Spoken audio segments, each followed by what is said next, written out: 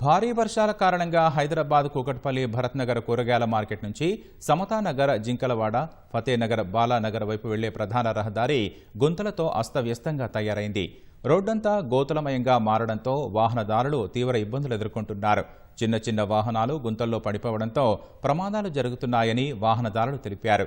ఈ విషయం అధికారుల దృష్టికి ఎన్నిసార్లు తీసుకెళ్లినా పట్టించుకోవడం లేదని స్థానికులు ఆవేదన వ్యక్తం చేశారు.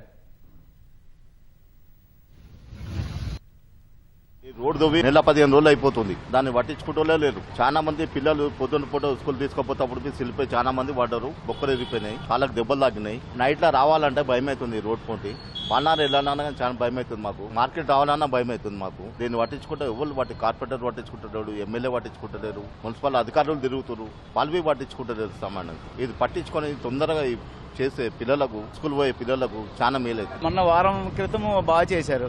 మళ్ళీ మట్టి వేసిన వల్ల అది ఏటైపోతుంది. పర్మనెంట్ గా చేస్తే బాగుంటది. సిమెంట్ రోడ్డు కానీ తార్ రోడ్డు కానీ పర్మనెంట్ గా వేయాలి. ఇక్కడ రోడ్ల పరిస్థితి ఏం బాగాలేదన్న. భరత్ నగర్ నుంచి సనత్ నగర్, ఆ జింకలవాడ దాకా చూస్తున్నారు కదా, అన్ని గుంటలు గుంటలు. ఎప్పుడు ఎవరు కింద పడతారో తెలియదు.